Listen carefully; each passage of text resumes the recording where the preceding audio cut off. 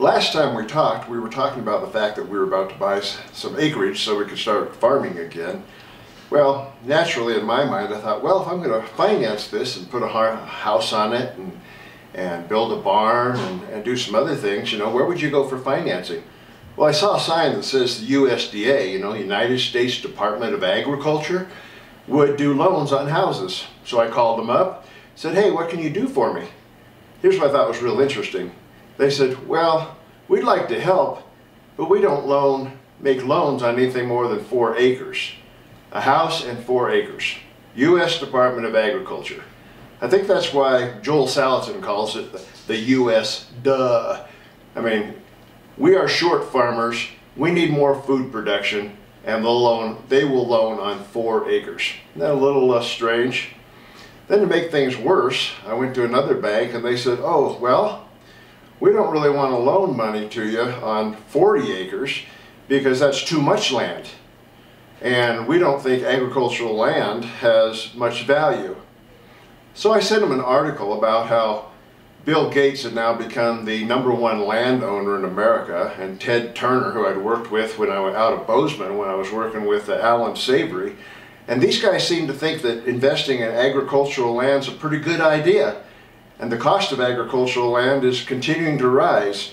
I mean, 6, 7, 8% a year.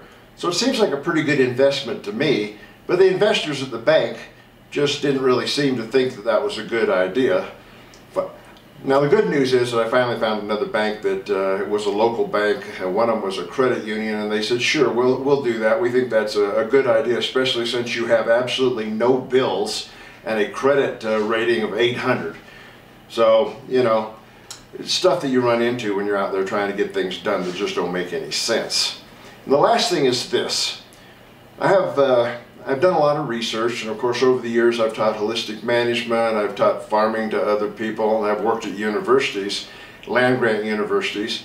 And what I found out there is the fact that, you know, a kid goes through school, a young man, young woman, they go through school, they get a degree, and they're all ready to go out and start farming.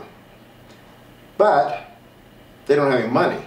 And so they go down to, once again, the USDA, the FSA, the support agency there that works with the USDA, and they say, hey, how can I get a loan through the USDA to become a farmer?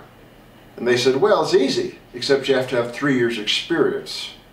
That's one of the criteria to get a loan from the USDA as a beginning farmer. And then they don't really make you the loan. What they really do is they guarantee the loan through another bank. In other words, if the bank will finance, let's say a $600,000 farm, but the bank will finance only 500 of it, then the USDA through their FSA branch may pick up the other 100,000 and cover you that way.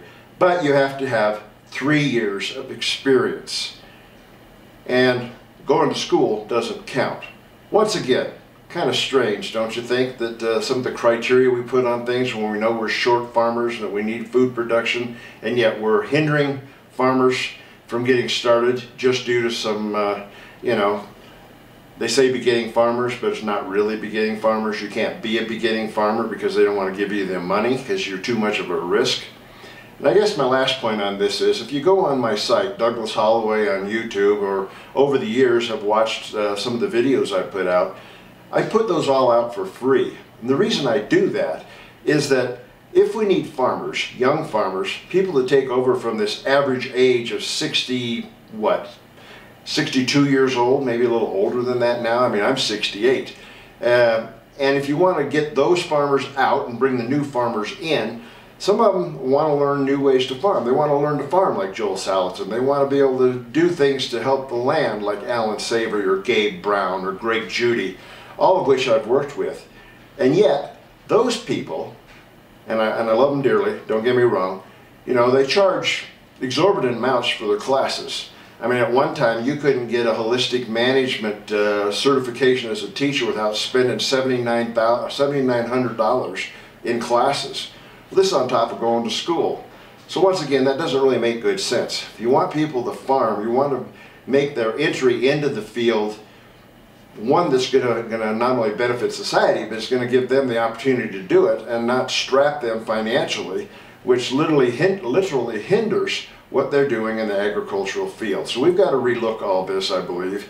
And some of you think, well, the Green New Deal might be a real good idea because we have all these grants.